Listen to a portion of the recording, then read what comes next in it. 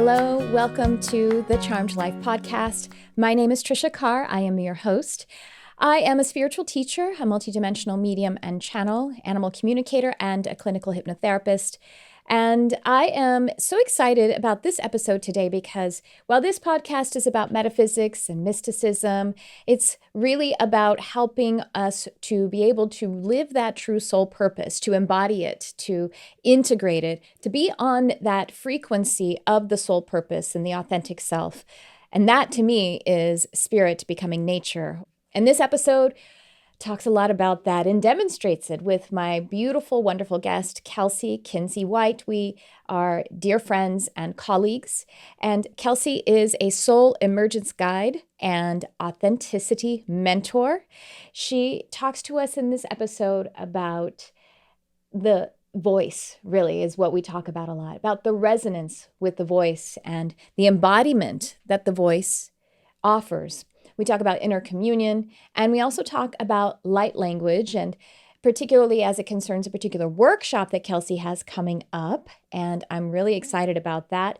And so without any more delay, welcome to this conversation between myself and Kelsey Kinsey White.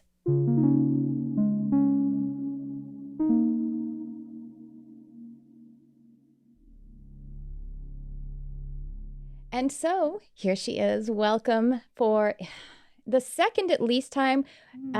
There's another time that we recorded an episode and there were some tech issues with it. So I didn't get to release all of it, but we may do that after this episode because I know everybody is going to just eat up the love, the light, and the glory that is Kelsey Kinsey White. So welcome to the show again, Kelsey. I'm so excited to chat today. Me too. I'm excited to be here.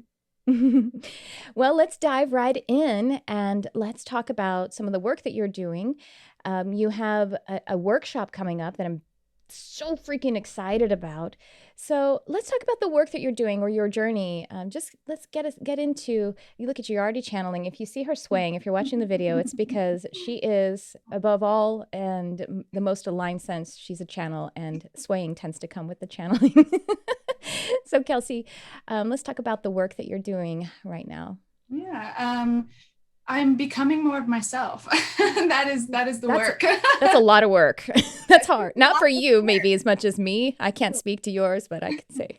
I think it's a lot of work for everyone. Yeah.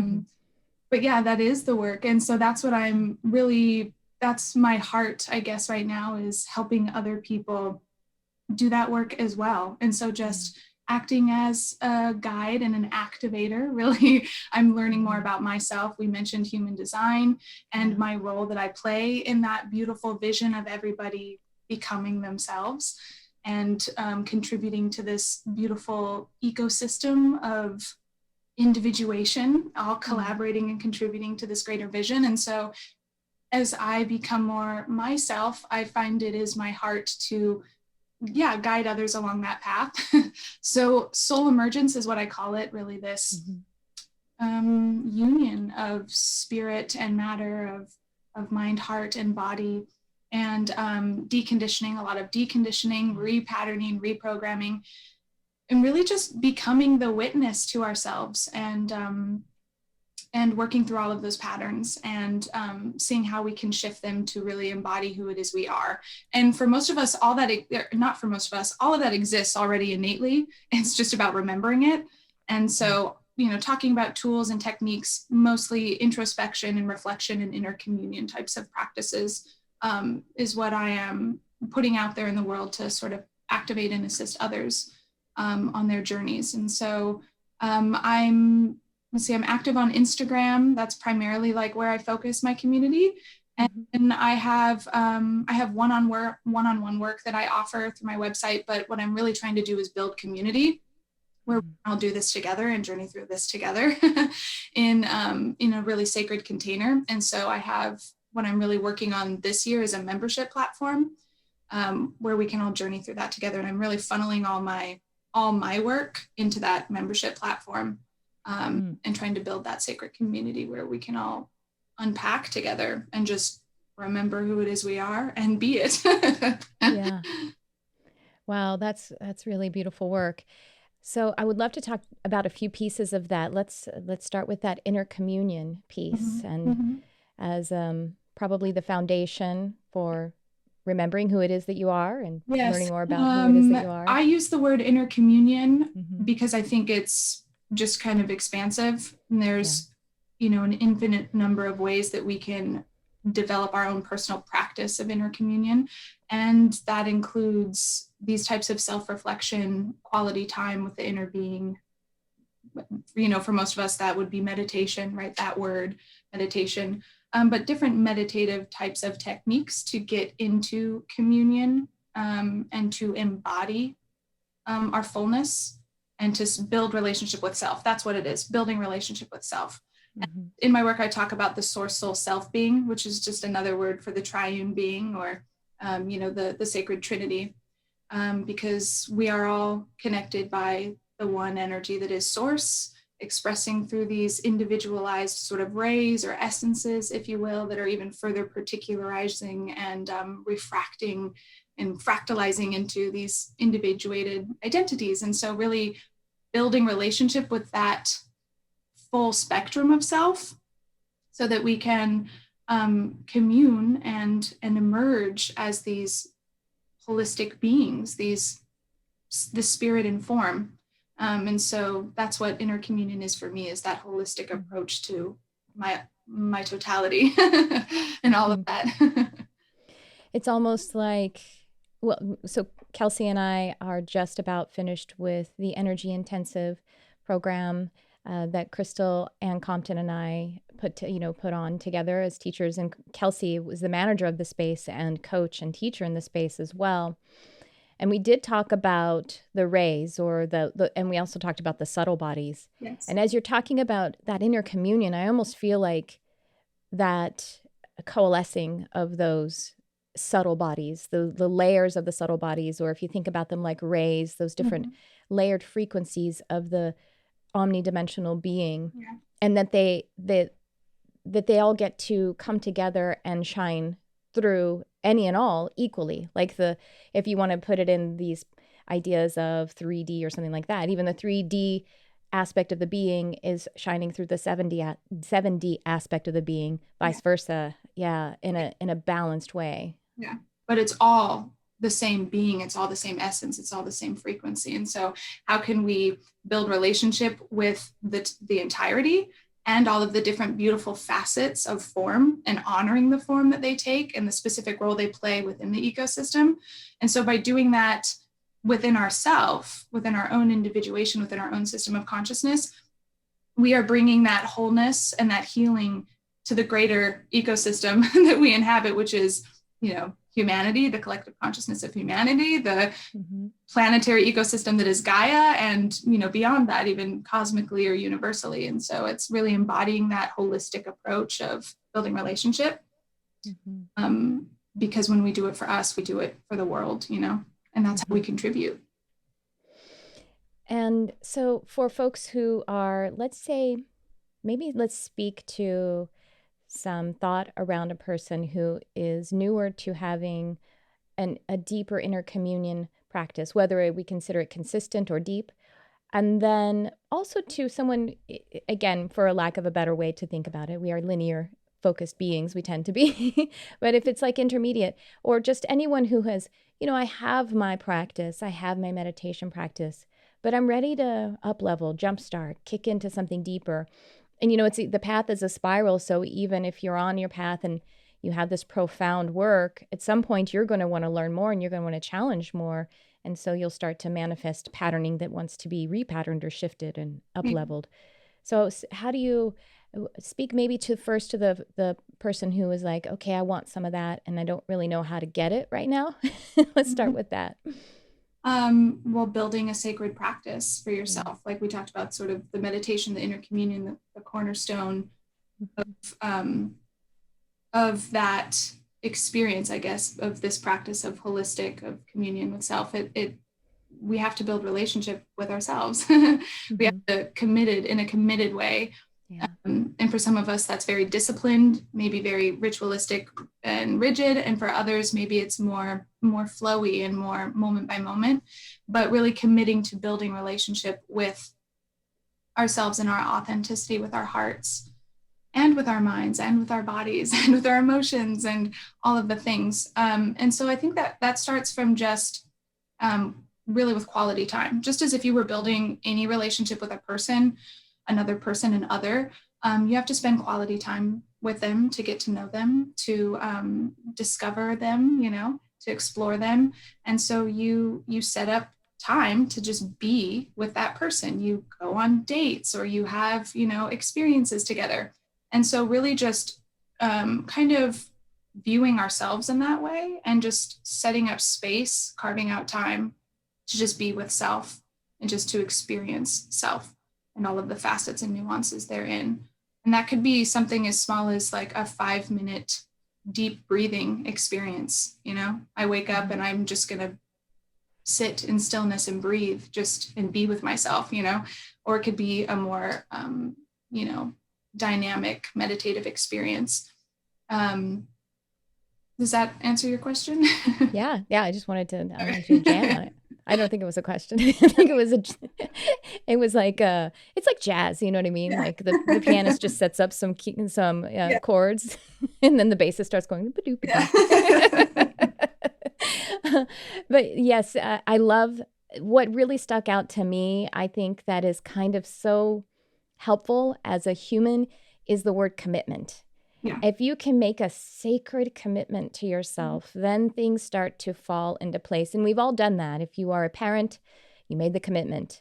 If you are in a relationship, whether it's a partnership or a friendship or whatever, you or just your career or your job, like you've made a commitment. Mm-hmm. And if we kind of start with that, it gives us something to sort of chew on, something to bite into, and something to focus on, because that's really, if we can focus on something, become mindful of it, which is, again, mindfulness is that portal into the sacred being, into that inner communion.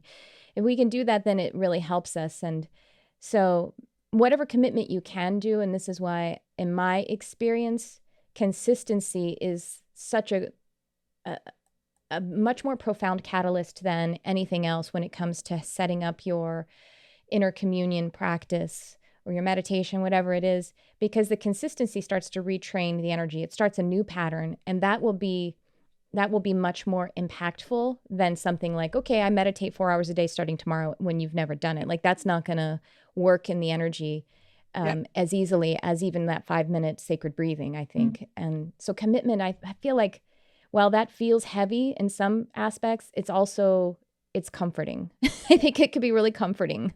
Yeah. Well, and I'm finding in my own work, I like to be more fluid. Yeah. So there's something I do I have things that I do every day, but I started actually with doing something every morning. Like, okay, I'm just going to start my day off like this, and I'm going to prime my day. And that works for me, but I find that my morning experience, I make it a lot shorter. It's actually shorter. And that surprised me, just because I thought, okay, I'll just get it all in and I'll get all juiced up and jazzed up and primed for my day. But I like, I don't know, my commitment and my consistency is almost like fluid throughout the day. I have my little priming in the morning. And so for me, like I was approaching it from a really disciplined place. Like, I have to do this for 30 minutes every morning, starting at this time and And for me, that just didn't feel quite right. I wanted more room. Mm-hmm. And my commitment, there's commitment, but the I don't know, it's not as disciplined as I thought it would be. It's not as patterned as I thought it would be. And so that's part of me finding what works for me and my energy and the way I like to flow. And so I like the word commitment because I can be committed in any moment. Yes. And so that's how it kind of manifests for me. And with just that mindfulness portal of like, okay, I feel myself slipping. How can I just recommit to myself in this moment? And how can I just bring in that mindfulness? How can I bring in this self-reflection? How can I breathe and create connection within my own beingness so that I can approach this next situation, whatever it is? Or how can I just enjoy myself in this moment? Maybe I'm not slipping, but how can I just, I have a moment of quiet. How can I just experience myself and my soul in this moment, So I like the word commitment a lot because it feels more, it doesn't even feel heavy to me. It feels more expansive because I could be committed in any moment. Right. Well, it's interesting because you think that the word commitment, if it seems heavy, I think we're just looking at some other ways that it's been utilized by force or by forcing will. But the root of it, COM, it means to be with. Yeah. Like companion, compadre, compassion, So it means to be with. It just means to be whole in a sense, or to recognize the holistic or holy quality between two entities or aspects. And so it really is really very beautiful. I think we all like different measures of fluidity and rigidity or ritual. If you think about it, so you're married, I'm married, so you got married, that was a commitment. And then maybe some people, they're like, well, we have date night every Saturday, not without fail, like, because I want that benchmark of the time to, have a certain expression of our partnership. And then maybe in other partnerships, it's just like, well, sometimes we have Tuesday morning together or whatever, it's Right. where it is. But the jumpstart of the marriage or the commitment ceremony, even, I think we all benefit by some of these same patterns of that work together, which is so cool because while we are individuals, we have some similar overlapping patterns that reminds us that we're actually one. And so I almost feel like when I started my journey in this vein, it was like having a child, because the first several months or weeks were like so deep and dedicated. Not that they're not now, because if you have a child, when the child is 17, you're still deeply dedicated. But there was something about that where there was this deep immersion at the beginning, and I was so hungry to know and to feel and to experience. And it goes on, but it's the immersion is slightly different, and it ebbs and flows in these different ways. Yeah, I feel the same way. Like there's this leveling sort of, and this peace. And it just becomes second nature. And then there's the ebbs and the flows, and then you're like a deep dive into something else, but then it levels. But I didn't even put together the root words of commitment and communion. That's why I call it communion, I guess, like I never even put that together. But inner communion, because it's much more expansive. And I guess that is my phrase that emulates that commitment. Well, yeah. And communion, what a beautiful word, because the COM is to be with, and then un means to be one. And so it's to be with is to be one. And I'm getting chills. All right. So the second part of my jazz riff that I pitched to you was, and then when you move into a place where you have the commitment and you're doing, and you have your inner communion practice, but it's time to level up or start a new pattern or stoke it in some way. Let's talk about that. Let's express around that. Let's you express around that a little bit. Well, for me, creation is infinite. It's eternal. Evolution, therefore, is infinite and eternal. And so there's no, as you say, there's no arrival. There's no destination to becoming ourselves. And so I'm always, I guess I just lead my life with this lens of self-exploration and discovery. There's always more to unpack. There's always more unfolding. There's always more blossoming and emerging. And so I think, if you're just living from that lens, there's always more. There's always more. Like, we live in an abundant world. And so just saying yes to that exploration, and just saying yes to going deeper, and to just following those little nudges. I really like to play. I like to explore. And so if something lights me up, I'm like, okay, well, let's try that. Let's see if it matches. Let's see if it feels good. Let's try that new technique or that new tool. Let's see if it can be amended to and shaped to work for me. Or maybe I just try it a couple times and it doesn't land, and so I move on to the next thing. So just being really exploratory. Always having my eyes open to seek externally what's inspiring me, and internally what is literally coming through me, what wants to move through me. And so I'm always just exploring and deepening my practice, just seeing where it leads me, following the flow. And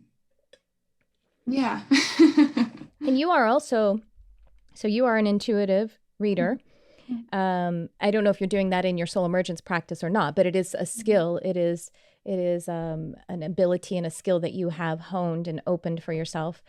And then you're a channel as well. And vocalization and vocal resonance is a very important fundamental way that you shine your gifts and your light, and that you actually channel. So let's start talking about some of that stuff. Huh? That's one of the major areas where I've been recently unfolding, exploring, blossoming, if you will. Is deepening that practice of I don't even know what I'd call it, intuitive vocalization, sacred vocal work. That's kind of been a huge part of my journey. And then that's something I'm working on right now, growing through and just seeing where it leads. So I'm doing a workshop. We want to talk about the workshop? Yeah, let's talk about the workshop. It's coming up real soon. Really soon. Is it like 2 weeks? About 2 weeks, or maybe a week, depending on when we publish this. So the dates, I'll just say, the dates, we're talking 2020. So August, I want to say it's the 29th and the 30th. It's the last weekend. Sunday of August. I think that's the 29th and the 30th. So it's coming up really shortly. And it is kind of, I was going to say, it's kind of the culmination of everything I've been kind of exploring for the last 2 years, I would say, with regard to vocalization, sacred sound, light language, and just toning and tuning and really communing with my voice as an instrument and the throat chakra. And really, just deeply diving into that as part of, or as an inner communion practice, as an embodiment practice, really is what I see it as. This way to, I think embodiment, if that makes sense. I don't know if I can articulate this right, but I don't know, in the spiritual community, in the industry, in a lot of where we've been, and I think this is just a natural part of human evolution, but we've been really exploring sort of the energetics and consciousness and, this astral and this imaginal intuitive space. And I think the next step in where we're all sort of headed is this: how do we implement that? How do we bring that through into the physical, into the material? How do we create that communion, that union, that meld, and so embodiment work, where we are inhabiting the both and, the state of the non-physical, the frequency, the energy, and also creating space for that to be anchored and experienced and channeled through the physical instrument, I think is, that's where we're headed. And so that kind of playing with that in my own world has been super powerful and impactful for me, and just my own emergence and embodiment. Right. And as we, in the energy intensive, the way that we looked at the rays or the chakras, and the way that human design talks about the energy centers, is that the throat chakra is the one that is the embodying chakra. So all of the energies of all of the other energy centers run through the throat in order for them to be manifest or embodied or integrated. They all roads lead to the throat. And the throat is about expressing as well as receiving. So it is what we're bringing in as well, but it is that that give and take. And so it is the instrument, I think, that really of embodiment. When we use our voice, we are embodying, we are activating the body in the tonal frequencies. And it's kind of a neat trick. Like there's nothing more to do. It's really so let's talk about light language, because maybe some people's ears peaked about that. I really love, I think you actually even shared on the program when you were on before, that as a child, were you in some evangelical Christianity that actually had some speaking in tongues? Yes. Yeah, that's pretty cool. I think that's cool to be able to move forward, or even just to see, you could say, I had this activation as a youth. And while I may have taken it into something that is not as traditional for that paradigm, it's important to me still. So anyway, I think it's really awesome.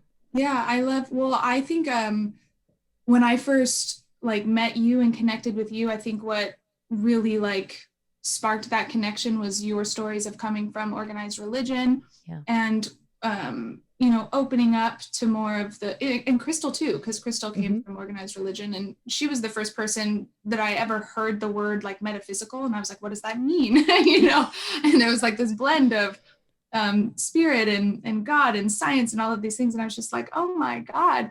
And so when that sort of, initial kind of awakening or expansion occurred, I had to do some redeeming, as you've said in your own stories, with some of the words and things from religious, from organized religion. And I think I'm in a really great place now where I can honor not even just the religious background that I came from, but all of these different, religions that exist in the world, and the beautiful thread that unites them. Like I can just see how it's all connected, and that's so fascinating. And so I've done some of that redeeming. And so, yeah, my journey with light language, as it's typically called in the spiritual community, began with church and speaking in tongues. And that's something we did.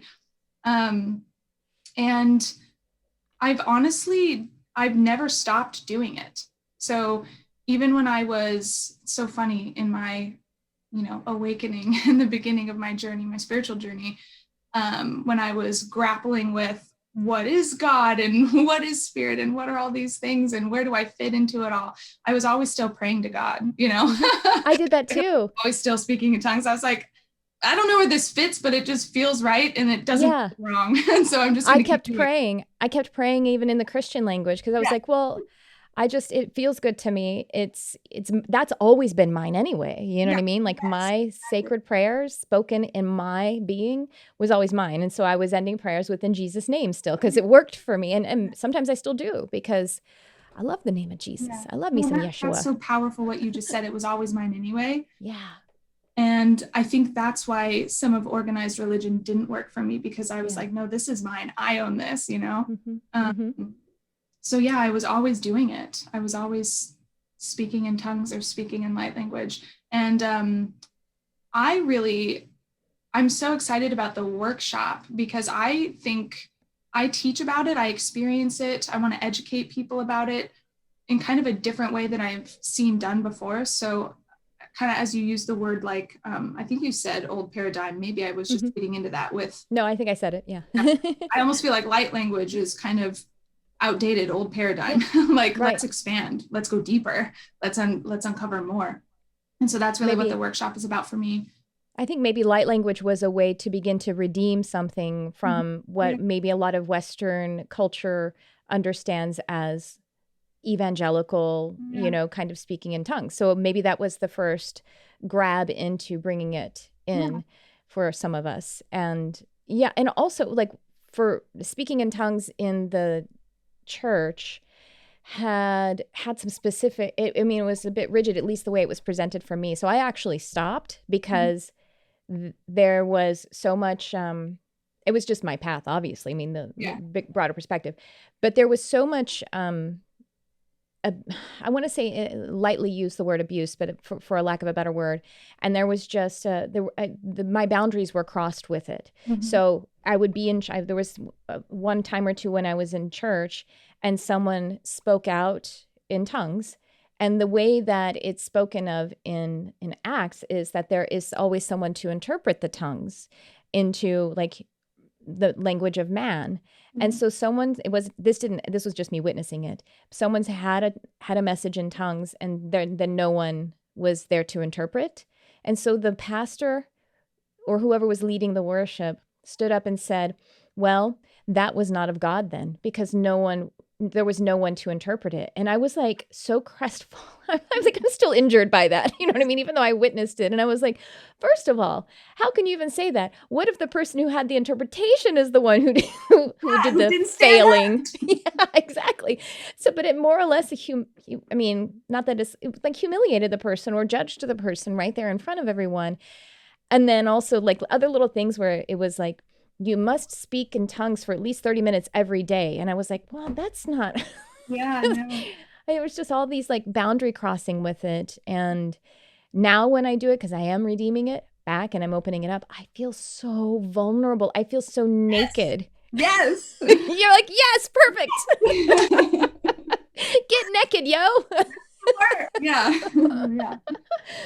But so I'm sure, I imagine, because I can't wait for the class, that any of that old stuff that I think that is an issue that we have sometimes in different times of our spirituality, where we want something to fit into an inner mold, fit into the inner planes in the exact way. So it's almost like we're trying to then project 3D onto 7D again, just as a way to kind of describe it, not literally, not so literally.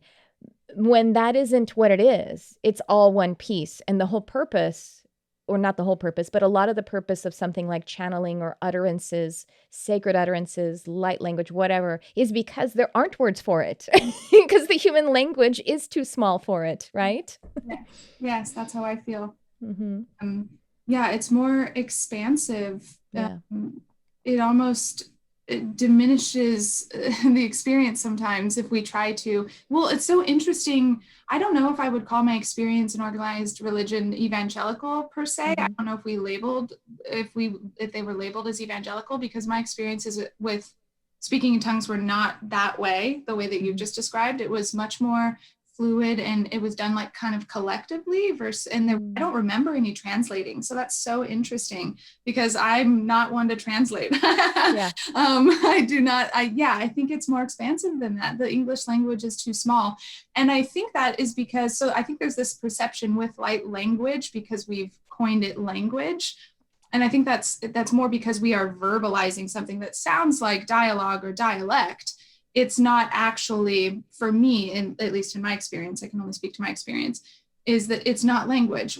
We're channeling a state. We're channeling a frequency. We're channeling a resonance. We're actually becoming it and allowing it to move through us. And so it's this embodiment and this emanation type of quality. And of course, with that, there's impressions or feelings or sensations or experiences. But just as like an emotion is more expanded than a thought, we have an emotion, we have a feeling. And then we go, oh, I need to label this. I need to contextualize this. I need to call it something so that I can articulate it. So we sort of condense it and chunk it into a thought, and then it becomes a word that we, express. So it just kind of bypasses those steps, and we just become one with an experience. That's what it is for me. It's melting into an experience and allowing it to emerge through me and just becoming it. It's interesting, the word dialect or dialogue, dialect, and then there's commune. It's, you know what I mean? They're almost juxtaposed. Yeah. And language is more than words, more than this. Like our body is the language of our energy. Yes. It's the subconscious mind. The language of it is our body, our physical reality. And yeah, sure, our words, but the words themselves are only signposts to the vast and infinite energies that are beneath it that actually brought it forth. So we just assigned meaning to certain sounds, and it's just a signpost. It's just something that directs us to an energy, it's just a label. And so it's when we're working with, whether we want to call it light language or intuitive vocalization work, our sacred sound, as I like to call it too, it's working with expression. So expression beyond just verbalizing. It's this whole embodied experience. And that's why I think chant and mantra and decree, where you actually you may utilize words or syllables that are not from your native language, or even that they're from languages that are much older than the English language. This English language is pretty young. Because in some of those more ancient, as we covered this in the energy intensive, older languages like Sanskrit and Hebrew, they have so much packed into just a letter.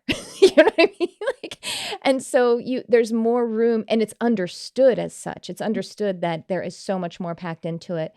And I feel like the collective consciousness that you're communing with, even though you don't understand, you stand underneath a specific meaning, a limited meaning, that your energy knows that it's connecting to the egregore or the thought form of that more expanded connection from others who have also communed with through those words. But it's a good place to start. But actually, even doing chant or decree in your native language is good, because when you do it with the repetition and the rhythm, you actually start to release the words themselves, release the signposts, and it's kind of has a similar, has the same effect at the end of the day, almost.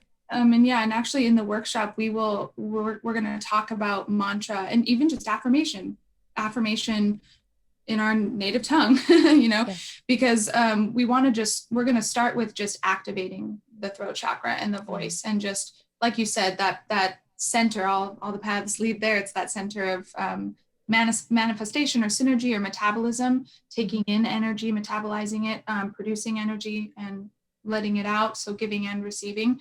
So we're going to talk about, I'd actually never heard the egregore. Is that egregore term? Until the energy intensive. So I thought that was really awesome. But that's how I see like mantra and, these ancient, words and phrases are so powerful, because there's this deeper, more expansive, ancient collective contribution. And so there's all of this, essence and energy in there. And so, we're going to talk about just opening the throat and starting there. Even though the workshop is titled Light Language, and we're going to talk all about light language and what it can be, and how to see it from an expanded space, we're going to work on activating just the throat and using that instrument or that muscle, if you will, in a powerful way in building. And I'm going to guide you through building your own practice with the throat and just utilizing that, adding it into your personal practice if it isn't a part of it already, so we can just harness the power of that center. I feel like in case people are like, what is this word egregore? We actually did mention it on an episode a few back, my episode where I spoke with Damien Eccles, who is a Western ceremonial magician.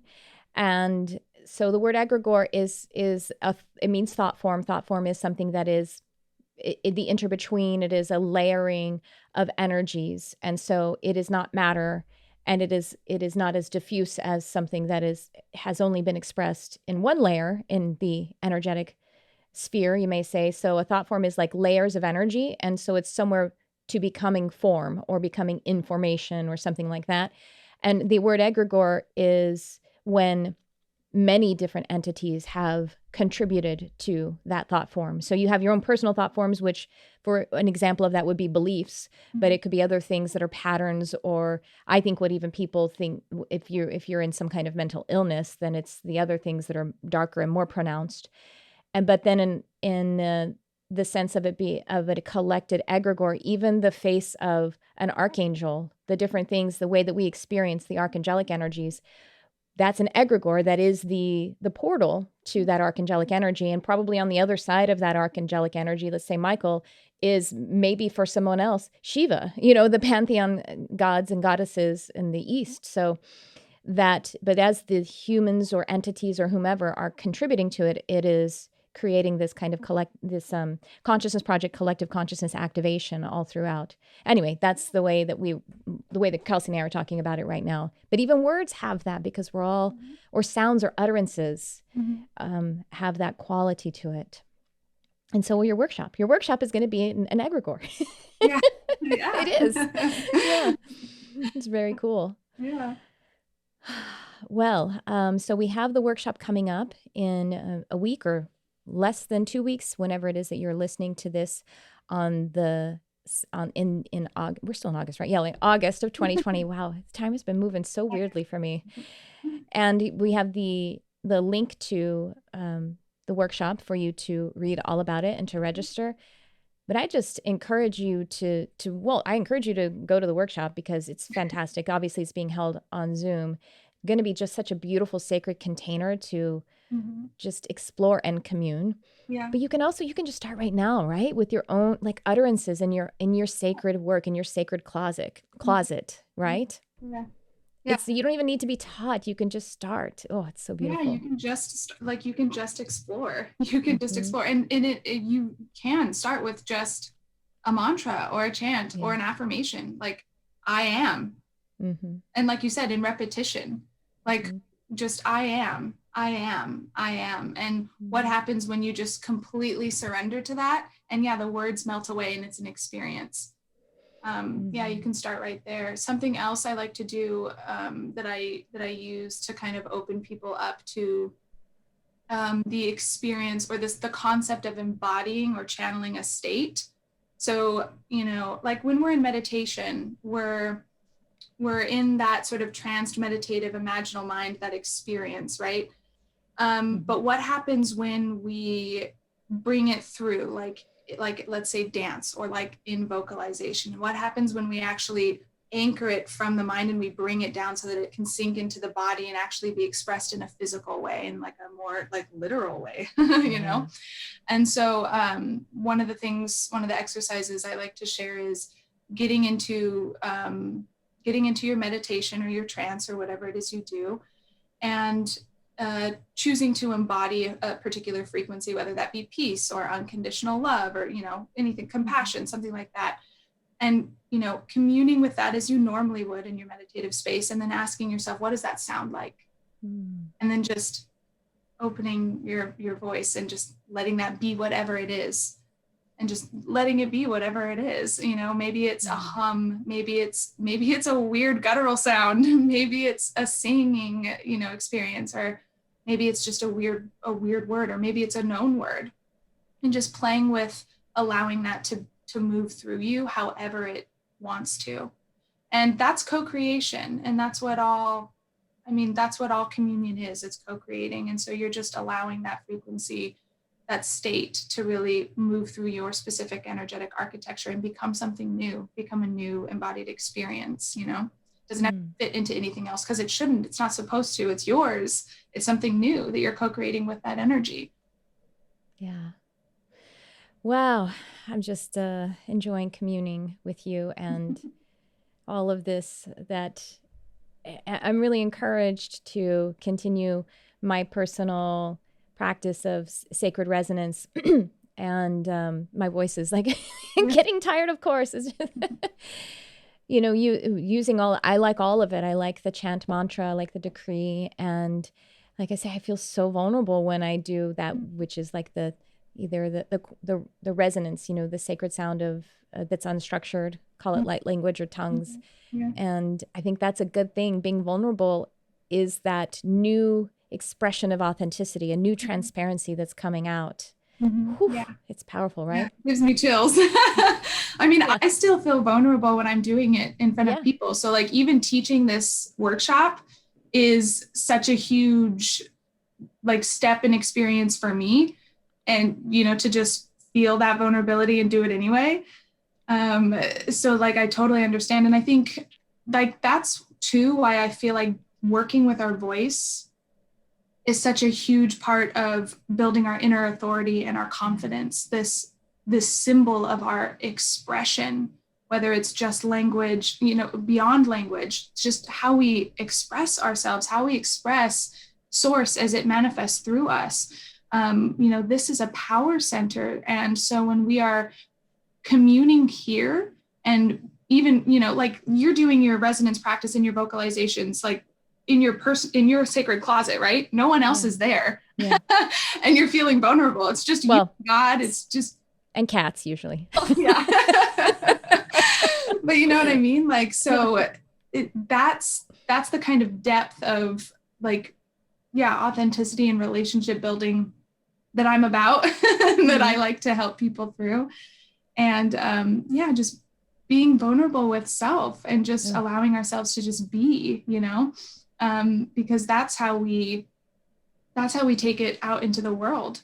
We have to build that trust and that confidence and that sacred medicine and that sacred expression here first, in order to be able to really contribute and shine, It's such a intimate, profound experience. And that's really, that's what I want this workshop to be. I want it to be this beautiful container where we can be intimate and with ourselves, with our own energy. And that's how it's designed to be, is this activation and this invitation for people to create that intimacy with themselves. So beautiful. Well, I'm excited about it. Kelsey Kinsey White, thank you so much again for coming on. And well, I'll probably see you in a couple of minutes in addition to seeing you at the workshop. And so, any last words you want to share? Or any last utterances? No,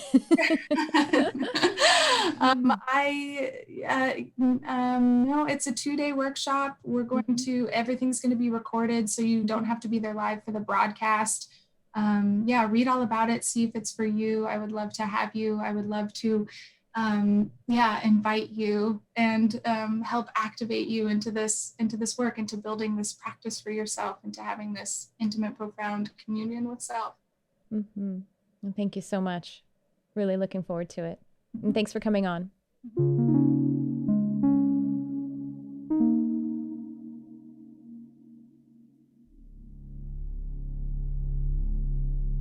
I had the best time talking to Kelsey and really truly just communing. I imagine that if you listen or watch this podcast, that this episode, that you also felt that energy.